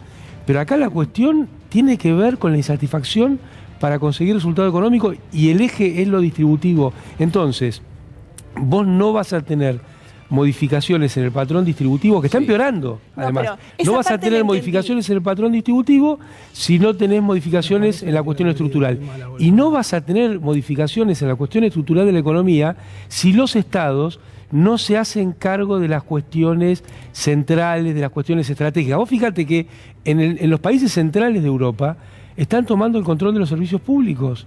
Entonces, esto no es casualidad, esto no tiene que ver solamente con una coyuntura, tiene que ver con un patrón que viene desde el consenso de Washington, que ha provocado estos resultados. No es que pasan de casualidad, pasan por las políticas que se han venido implementando. Si los gobiernos populares no están dispuestos a encarar esas reformas estructurales que permitan bajar el grado de precarización y mejorar la cuestión distributiva, van a seguir apareciendo estos fenómenos cada vez con más asiduidad y más potente. Y no es casualidad que saque lo que saque Bolsonaro, como no es casualidad lo que sacó Macri. Para bajar el grado de informalización es necesario volver a tener un rumbo de industrialización para el país. Obviamente distinto al que tuvimos en la etapa anterior, nadie está planteando eso, sería un absurdo. Pero voy a hacer dos homenajes y con esto. Uno, a las relaciones de fuerza desfavorables. Hay un homenaje a más relaciones de fuerza desfavorables que Lula solo en un calabozo de 15 metros, muriéndose la esposa, el nieto. Más relaciones de fuerza desfavorables no se podían encontrar. Acá está, la mejor elección después del 2006. Y también los chicos del secundario, más relaciones de fuerza desfavorables que enfrentar al señor de la pauta universal, el nido donde dice que gobierna. Ahí están los resultados. Y a los obreros del neumático. Más relaciones de fuerza desfavorables que esa no podía haber. acá están los obreros del neumático con un acuerdo muy digno. O sea, luchar sirve y provoca efectos. Lula lo muestra, pero también lo muestran los pibes del secundario, lo muestran los obreros de... ¿Es un mensaje para la Casa Rosada? Y Cristina en el 2018. No lo entendió. Cristina, yo le agrego a la lista de homenajes que porque acá como circula mucho que la sociedad se derechilla, que las relaciones de fuerza son todas desfavorables, que bueno, el peronismo nació con las relaciones de fuerza. Es bueno, más, pero nació entonces, por eso. Pero, no es por, si no hubiera nacido. Artemio, yo coincido con vos y sobre todo y todo el apoyo, ¿no? A los estudiantes que están llevando a cabo las tomas pidiendo por lo que se merecen, por sus derechos, además bancándose las mentiras, ¿no? De Acuña y de Larreta, que dicen que de un día para otro fue la toma y no pasaron todas las instancias como debía ser. Pero en ese sentido, y comenzamos el programa hablando de esto, ¿no? Que esta elección lo que había dejado en claro es que no hay avenida del medio, ¿no? Que era un lugar o el otro. Y entonces, en ese sentido, yo tengo que sí o sí señalar que, por lo menos en nuestro gobierno, el actual, no está viendo esta situación de ponerse de una vereda o de la otra, con una inacción constante a la que estamos asistiendo, donde pareciera que solamente es el pasa, donde no son claros, por ejemplo, frente a lo que está sucediendo con los estudiantes y mandar a la policía de los familiares. Úrsula, yo lo veo como tengo que decirlo, que quizás es como una tibieza que el campo nacional y popular no se está bancando. Yo quiero retomar lo que y con lo de los neumáticos ni te cuento, lo mismo. Está bien, pero quiero retomar lo que dice Amado y lo que dice Artemio, que para mí es vital, porque si no, vamos a plantear en términos de jerarquía qué es lo que hace falta. Claramente digo, un gobierno nacional y popular, como es el que tenemos hoy, y me voy a hacer cargo de estas palabras, se equivocó de agenda. Es decir, hay una agenda que no puso en marcha, hay una agenda que tiene que ver con lo que decía Amado, con la creación de valor, con la distribución de la riqueza, con la concentración de la riqueza. Digo, ¿dónde está eso? Y me parece que el mensaje que daba Artemio para la Casa Rosada es, señores, es el momento de implementarlo, porque ¿qué vamos a esperar? Nunca es de derecha criticar una política de derecha. Nunca le hace el juego a la derecha. Viste que nos decían no le haga el juego a la derecha. Pero ¿cómo se implementa esa agenda? Equivocó el rumbo el jefe de gobierno de la ciudad de Buenos Aires, que dijo que venía a saldar la grieta, que iba por el... Mirá cómo está. Pero a ver, si tuviésemos que... ¿En qué situación? Pero es muy bueno lo que sí, Julián, que es la agenda el problema. Esto va derecho a la Casa Rosada en un ratito. Pero digo, ¿cuál es la agenda que tenemos que discutir? Para que no pase todo lo que estamos viendo que pasa en el mundo. Bueno, primero una agenda... la agenda distributiva e impositiva. Puse A, punto número 1. Julián, la agenda distributiva. La agenda distributiva. E impositiva, una profunda reforma impositiva. Que incluye medidas para la creación de trabajo en el sector privado. Porque esto no es el sector privado o el Estado, es I. Pero ese I requiere, por ejemplo, que tengas tasas de interés bajas. Yo te doy la agenda. Entonces, el tema de las LELIC, que lo venimos diciendo desde el primer día del gobierno, termina siendo un problema por la tasa de interés. Y termina siendo un problema en la cuestión cambiaria también. Y la no apuesta a un mercado interno robusto, o sea, como que hay una secuencia que primero hay que arreglar lo macroeconómico. Lo macroeconómico también es eso. Claro. Los ingresos de la población es la principal variable macroeconómica de un país. Por eso, cuando se definen agendas y cuando se conceptualiza, empiezan a aparecer definiciones políticas. Si vos dentro de las variables macroeconómicas a estabilizar o como quieran llamarlo, no ponés los ingresos de la población, te estás olvidando la primera variable macroeconómica relevante para tener demanda efectiva. Y relación de fuerza favorable. Y el primer punto de una agenda peronista también, ¿no? Digámoslo. Claro. Yo quiero hacerle hincapié en esto y juro que ya me callo. En el 2021... Te invitamos para que hables, te invitamos para que hables. No, habla, pero deja hablar los otros también. Fuimos con los peores salarios, las peores jubilaciones, pensiones, una distribución del ingreso que hacía que del 54% con Cristina estuvieron en el 43%. Tuvimos una elección donde 4.100.000 votantes que acompañaron en el 2019 se quedaron en la casa. Porque la verdad que ninguno votó a Macri. Se construyó una ingeniería parlamentaria que nos puso en situación de debilidad, sobre todo en la Cámara Baja. Así es. ¿Qué decían los teóricos propios de la relación de fuerza desfavorable? ¿Ven?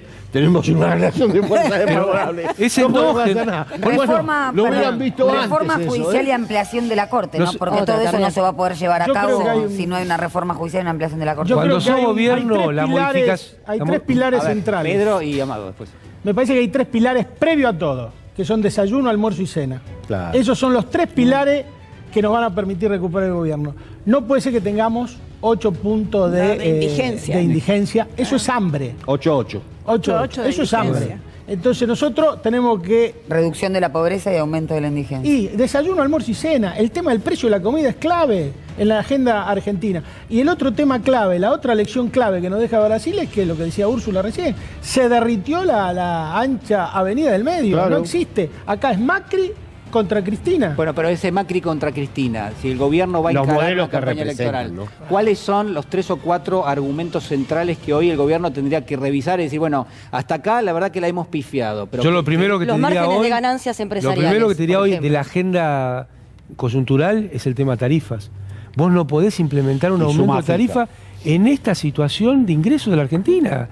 Vas a tener un problema político además de un problema económico, porque te lo van a usar de enfrente para encontrar todos los agujeritos que tiene cualquier aumento segmentado de tarifa. Ahí tenés un problema económico y político. Económico, desde el punto de vista del ingreso real de la población, político desde cómo te lo van a utilizar. Y el segundo es implementar ya un aumento de suma fija. Y ahí no puede haber discusión porque no es paritaria o suma fija, es paritaria y suma fija. Metelo en la paritaria. Amado, el Ministerio de Producción publicó un mapa interactivo, yo creo que lo reconoce acá. 132.000 pesos el salario promedio de la Argentina. Se conoció la canasta de pobreza metropolitana para 4 personas. Es como referencia que tomamos. 120. No, y además también me parece... tenemos que discutir? El salario es peor. Estamos A ver, excluyendo alquiler. El 60% de la población cobra 60.000 pesos. El salario nominal promedio en Argentina es 132 y una línea de pobreza es 120. Eso, estamos hablando de promedios, sí. Pedro. Los promedios son siempre muy enojosos porque hay 2 pollos, yo me como los 2 y no come nada, y hay un pollo por cabeza de promedio. Pero de todas maneras estamos hablando de promedio y los promedios mismos marcan que esto no se sostiene más. Suma fija y paritaria. No puede haber ninguna controversia ahí. Y lo que dice Amado, acá no estamos para bancar ningún aumento de tarifas porque la gente no, en términos de ingresos, no lo puede sostener. Pero no hay una agenda donde, a ver, el peronismo tradicionalmente ha tratado de expandir la economía, de generar que los sectores económicos crezcan. Digo, ¿eso está o no antes está? De Néstor y sí, después de no muerto Perón, el peronismo, no hacía gobierna el tantas cosas. Como vos decís, no expandía tanto las cosas. Con Néstor en los 90 no fue así.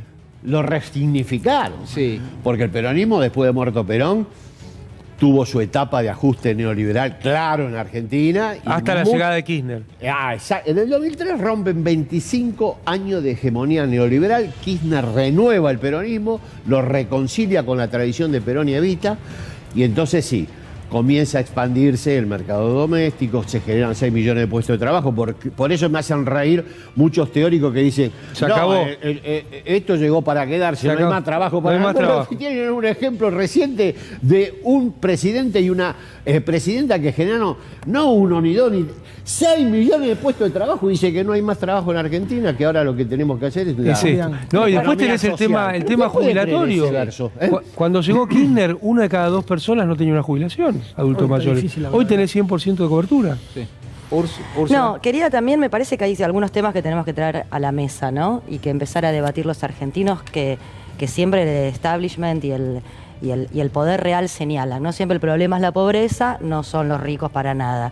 El problema es el gasto social, los gastos salariales, el gasto impositivo, pero no son los márgenes de ganancia que tienen las empresas, por ejemplo, que hoy definen el precio de los alimentos. Me parece un dato no menor empezar a hablar de conocer los márgenes que tienen esas empresas y ponerlos sobre la mesa a debatir.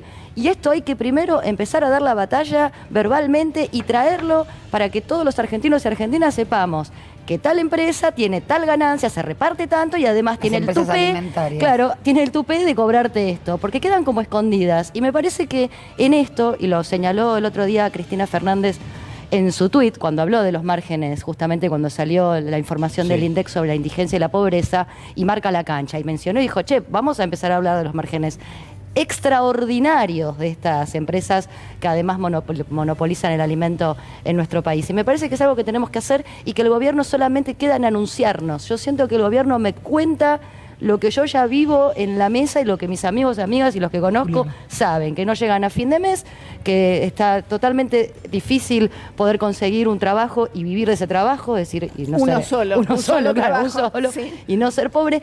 Y entonces sale un gobierno a relatarme lo que yo ya sé. Y me parece que, Claro. a ver, si no se ejerce el poder, alguien lo va a ejercer. Y es claro que lo están ejerciendo estas empresas. A mí lo que me llama la atención bueno. de lo que decía la referencia, salió Cristina con ese tuit y salió Rubinstein a contestarle a Cristina. Y yo estaba repasando mentalmente, yo no vi nunca en la historia argentina, no sé, alguno... Yo sí, a Guzmán. A Guzmán. Dijo, no hay Iba a decir lo ajuste. mismo. No, pero... Esto ya lo vimos hace poco No hay tiempo. ajuste ¡rum! Contra el isla. Pero... Había ajuste. Pero no me refería a eso. Yo nunca vi un caso similar de un gobierno que se construya Iba a decir lo con mismo. los votos del kirchnerismo Sí. Y no se podía. y todo el gabinete no se le sea podía antikirchnerista. Es un caso único en la historia argentina. Yo no he visto otro que diga, mira, todos estos tipos ponen el 90% de los votos, armo el gabinete con todos tipos que son contrarios al que puso el 90% de los votos. Esa es, yo creo que la principal debilidad que tiene el gobierno. Vos decís que en el Frejuli era algo así como que definía Solano, Lima y Frondizi y Perón la miraba pasar. Igual, era lo mismo. Eso sería lo mismo, similar que el Frejuli haya Esto es sido... para No, los no viejos, tiene que para ver los con que la saben quién era el construcción, pero Frejuli, eso ¿eh? no tiene que ver con la coalición que se armó para Pero, ganar no, las elecciones. pero, a sí. ver, vos armas una coalición, pero no para que te pongan tus enemigos. No, claro. A ver, Rubinstein. A ver, nos van a agarrar el gabinete, el primer gabinete, digo. Es una cosa increíble, increíble. Yo creo que eso es lo que me parece que lo primero que tenemos que analizar. Es la primera enseñanza que tenemos que sacar de lo que decía. Coincidiendo- Los economistas ortodoxos son los poseedores del conocimiento económico. Claro, coincidiendo con Pedro. ¿Cómo le vas a discutir a ellos? y tiene que ver con lo que decías vos hace un rato, Julián, es la agenda. La agenda que gana la discusión pública es la agenda de los sectores concentrados. Mirá, agarrá el tema laboral. Si uno escucha el debate en la televisión, en los medios, parece que vivimos en un mundo donde trabajadoras y trabajadores explotan a los dueños de las empresas. Porque Sí, ¿no? todos los males tienen que ver con las leyes laborales, con los sindicalistas, la mafia ¿Cuáles sindical son? y la mano en coche. Y resulta que vivimos en un mundo donde el salario está en la línea de pobreza con pleno empleo. Casi con pleno Entonces, empleo. algo no está funcionando Muy entre la interesante agenda, el ese discurso y la acción de detalle gobierno. de Amado. Tenemos casi pleno empleo, 6.9 y 36 puntos Bueno, de pobreza. eso es sintomático, ¿no? De que hay algo Tiene que no- ver con el modelo, no pasa de casualidad, va a seguir pasando. Y dos cosas por ahí, este camino. creo, respecto a esa situación. Fíjense dónde le pega a la derecha también. Veía el tuit de María Eugenia Vidal en Sí. relación a las elecciones de un club Sí. de fútbol. Vamos a terminar con los negocios o la mafia de los negocios de los sindicatos. Y yo reitero que creo que se ha perdido un poco la batalla cultural en relación a los sectores nacionales y populares, que nadie está hablando de la falta de representación de las bases que tienen determinados dirigentes gremiales o cómo cuelgan las banderas, pero sí la organización gremial como central para disputar en esta puja distributiva. Y por algo, desde un lado se ataca, ¿no? Tenemos abogadas incluso que van contra los ejercicios de los derechos humanos fundamentales representando empresarios, pero también desde un sector nacional y popular que de alguna forma o con tímida vergüenza no ponen en su lugar. Lo tuviste en neumáticos, expresado horriblemente. Bueno, un el macartismo, jefe de si el reclamo era justo. Pero por Y había una tasa de ganancia de las ¿de qué empresas partido está afiliado el trabajador monumental. para avalar o no su reclamo? Es increíble. Pero Está además, afiliado al Partido Verde. ¿qué nos Artemio, importa? otra cosa, yo por lo menos me hago cargo de mis palabras, en el gobierno de Mauricio Macri, donde incluso han perseguido jueces por meterse en las paritarias. Entonces, el artículo 91 de la Constitución Nacional, ni el presidente ni ninguno de los ministros tienen la capacidad o la facultad para pronunciarse respecto de eso, ni siquiera en su poder de autoridad de aplicación del Ministerio de Trabajo. No solamente eso, sino que fueron directamente en contra del sector de los trabajadores, Totalmente. en un sector con Che, una metieron ganancia preso a exorbitante. sindicalistas que después fueron inocentes. Actualmente. Entonces el lofer también, y cierro con esto, con las relaciones educativas de las que hablaba Úrsula. Fíjense también cuáles son una de las bandas de los pibes. quinto año laburando en sirviendo los nachos en cadenas de cines, lavando platos, y eso teóricamente se reviste con el eufemismo del aprendizaje. Esa es la educación. Las pasantías de Pero la se beca. llenan la boca después hablando Mirá, de la noche de los lápices, ¿no? Pibes Esto que de reclamaban aprender en el boleto trabajo, es algo que la humanidad había abandonado después de la esclavitud. Claro, El aprendizaje en el Hace 500 trabajo años era la atrás. esclavitud. Exacto. Después vino el aprendizaje fuera del trabajo. Bueno, son muchos. A ver, vamos a compartir algunas cuestiones que están pasando en las redes sociales y vamos a retomar el debate en instantes nada más. Acaba de tuitear el ministro de Economía, Sergio Massa, con este mensaje escueto, hay que decir, pero con una foto que me parece que muestra Cariñosa, claro muy cariñosa. el cariño inmenso Lula en función de los resultados que ustedes están viendo. La verdad es que si uno mira el resultado electoral, uno podría decir que la verdad que la victoria de Lula es contundente. Bueno, Contundente. es muy contundente. bien el título de Sergio Massa. Para mí es Porque acá contundente. hubo progresistas que se preocupaban porque gran elección de Bolsonaro. Pusieron una cosa que no puedo Espectacular la creer. elección de... Es espectacular. Y sigue subiendo en décimas, va Ah, sí, subiendo. eso 4, íbamos a 28, marcar, 37. sigue subiendo, falta muy poquito para Y además terminar el recuento de votos. 99.78, porque recién señalaba Pedro Sí. Brigger que pararon en el 97, pero no. Se siguieron. retomó. El se ritmo de retomó, carga. El ritmo de carga ya está en 99,7. Yo creo que no sé, son 99,8. décimas, pero si no llega a la Sí. mejor elección histórica en primera vuelta de Lula, Está pega ahí en el nomás. palito. Bueno, esto subió hace instantes también el presidente de la Nación, Alberto Fernández. Felicito a mi querido Lula oficial por su triunfo en primera vuelta y hago llegar mi sincero respeto al pueblo de Brasil por su profunda expresión democrática. Ha sido una jornada realmente, en términos generales, digo, muy pacífica. Sí, por suerte sí, ¿Eh? por suerte sí. A pesar de cierta violencia que se veía Lo antecedió. en las campañas. Fue una campaña ¿no? dura. En la El último tramo fue muy duro. Sí. La campaña electoral. ¿De Lula? No, No, en cuanto a la violencia. El El clima clima. de la Ah, campaña. sí, El clima era Mucha violencia. complejo. Bueno, eso puede explicar por qué en las encuestas Bolsonaro daba muy por debajo. Sí, de si lo vos querés que- sobreexpectativar un candidato, puede hacer dos cosas. Decir que gana con 500 puntos o decir que pierde por 500 puntos.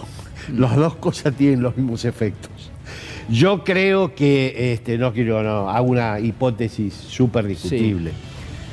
Que la Red Globo le haya dado un triunfo tan contundente a Lula fue Era parte para- de la movilización que produjo dentro del electorado de Bolsonaro. Mi perspectiva, que por lo general está equivocada, así que no se hagan problemas. Está bien, vos decís que incentivó a que vayan a votar por Bolsonaro porque Lula de alguna manera tenía una proyección muy es contundente. una forma de La otra incentivar. podría haber sido, te muestro a Lula ganador, entonces hay gente que dice, bueno, ¿para qué voy a ir si ya está ganada la elección? Sí, no, pero hay otra tendencia esa. Sí. No, pero es un canal que asusa al voto opositor.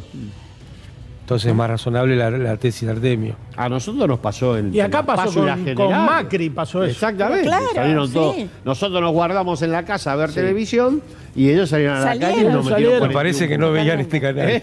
C5 no, No veo. Se ve que veían otro. Bueno, a ver, queda mucho por discutir, obviamente. Tenemos mucho material para compartir con ustedes. A mí me interesa la opinión de todos ustedes. Nos quedan 9 minutos de programa. Me gustaría que haga cada uno una reflexión con dos elementos. Me dicen acá breve, para una reflexión breve. Para todos quienes nos están siguiendo en este momento, tenemos la verdad muchísimas personas que en este momento nos están mirando, tomar lo que sucedió hoy y tratar de llevarlo al plano electoral argentino y si cabe un mensaje también para el gobierno.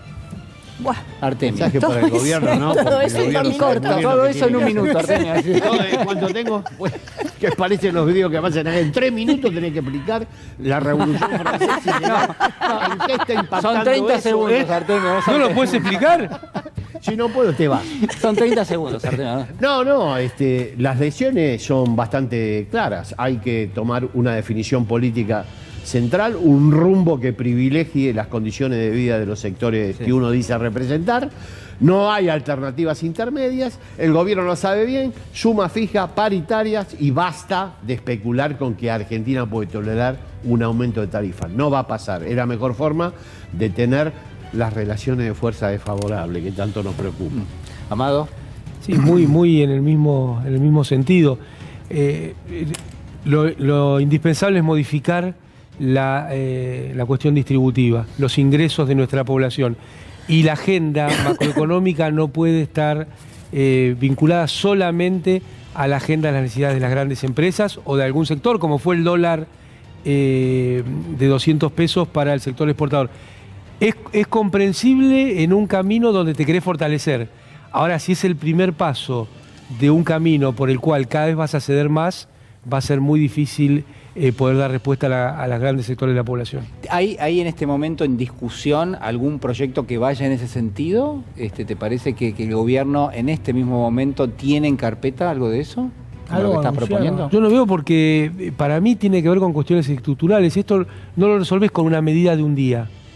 Esto vos necesitas bajar la tasa de interés, que haya mucho más inversión en la economía productiva, que mejoren los ingresos de la población y, sobre todo, detener el proceso inflacionario, que a esta altura del debate está claro que tiene que ver con cómo se apropian los sectores dominantes de los dólares que están dando vuelta, más que con cualquier cuestión, entre comillas, técnica, como puede ser la emisión o el gasto público. Está claro que no son esos los factores y que sí es la puja distributiva la que está también generando un problema inflacionario ya insostenible para la población. Se apropiaron de 70.000 millones de dólares en el lapso 2016-2022. Sí. A través de, entre otros, el mecanismo inflacionario. Tanto Artemio como Amado, agrego la justicia. No hay ninguna posibilidad de generar nada de lo que ellos están mencionando sin una justicia que deje de estar siempre del lado de los poderosos, de las élites, la cautelar con el tema de los medios, de la posibilidad de acceder a Internet. Bueno, sin justicia no podemos funcionar ni las mujeres, ni las disidencias, ni la economía. Si no entendemos, si el gobierno no entiende que tiene que interceder, que hay que modificar la estructura de la Corte y que tenemos que dejar de mirar con la niata contra el vidrio una justicia que nos hace pito catalán y se ríe de todos nosotros. Úrsula. Lo mío bien breve, Julián. Me acabo de, bueno, a menudo me viene a la cabeza el tema Vicentín. Claro, sí. Y el primer reculazo, ¿no?, que vimos desde el gobierno nacional, y me acuerdo del presidente salir a decir, bueno, yo pensé que lo iban a tomar mejor. Y la pregunta que yo me hago es, ¿a quién le está hablando el gobierno? Porque había una parte que estábamos muy contentos con el tema de Vicentín, y me parece que a partir de ahí tomaron una decisión de no confrontación contra el poder real, y entonces como reflexión digo, a ver si se replantea el gobierno a quién le está hablando, porque a quienes lo votamos no nos está hablando. ¿Y a quién escucha? Natalia. Sí, sumarme a lo que decía Lili con respecto al Poder Judicial.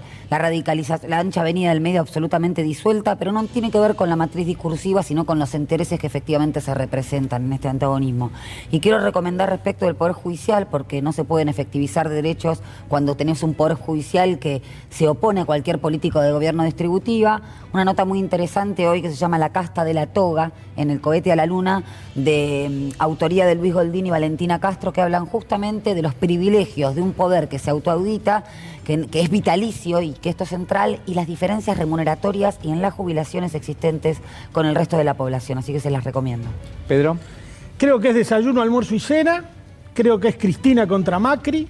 No hay ancha avenida del medio, y creo que hay que marcar con claridad el problema político del surgimiento del neofascismo en la Argentina y en América Latina. Y hay que hablarle a los compañeros para levantar el ánimo de nuestra propia gente.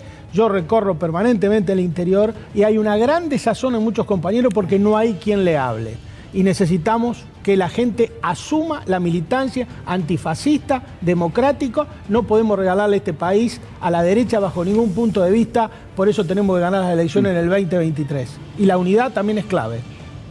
Bueno, por supuesto, les mentí porque todavía quedan unos bueno, ¿sabes qué te agrego? Lo de la justicia es verdad. No me agregues nada, Artemio. Artemio, proyecto inclusivo, la justicia no va a cambiar. Me dicen que no tengo que ser nunca más sincero. Bueno, vos me das una... No, quiero compartir con ustedes. Donde veo luz, yo entro. Hablamos del lawfare durante el programa. Quiero compartir con todos ustedes esto que van a ver en pantalla. Este señor Ricardo Gil Lavedra, todos lo conocemos. recordamos la participación que tuvo en las persecuciones del lawfare. Bueno, con una definición que como mínimo es surrealista y de máxima es, yo no sé, es el colmo del cinismo. Dice, hubo abusos de la prisión preventiva y a ver, lo vamos a escuchar. ¿Vos dirías que hubo abusos, violaciones de garantías en algunos casos? A ver, yo creo que es posible, y es posible, bueno, que ha habido abusos de la prisión preventiva, no cabe la menor duda. No cabe duda de que ha habido abusos de la prisión preventiva. Pero no me cabe duda. Pero lo que sí es que cualquier cosa que haya ocurrido tiene que restablecerse dentro del propio sistema. Cuando vos planteás la cuestión de la persecución política, del lawfare, en el fondo lo que vos estás descreyendo es de las estructuras fundamentales de la democracia constitucional. Porque la democracia constitucional es una red enorme, una trama de reglas, de procedimientos, de garantías, de reaseguros. Todo debe repararse dentro del propio sistema. El sistema está armado para encontrar reparación. Uno podría decir que lo explica tan bien que casi que podría haber sido casi el autor de eso, ¿no? Este señor fue el que cobró honorarios millonarios también para armar causas. Lo invocaron, además. Hay que recordarlo. Y hay algo central. Cuando fue preguntado acerca de la responsabilidad empresarial y civil en la última dictadura cívico-militar, la negó.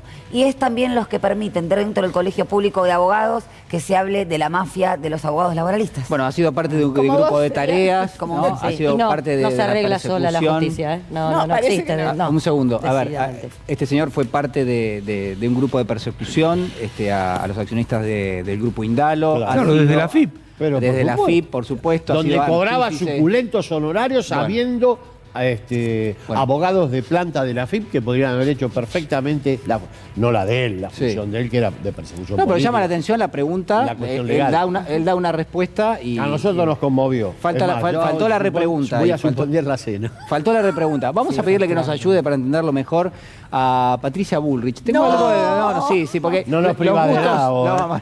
Es para el final, Artemio. A ver, señor director, Patricia Bullrich en el 2019, a propósito de lo que pasaba en Brasil. A ver. ¿Argentina de alguna manera está siguiendo los pasos, ha encontrado un beneficio?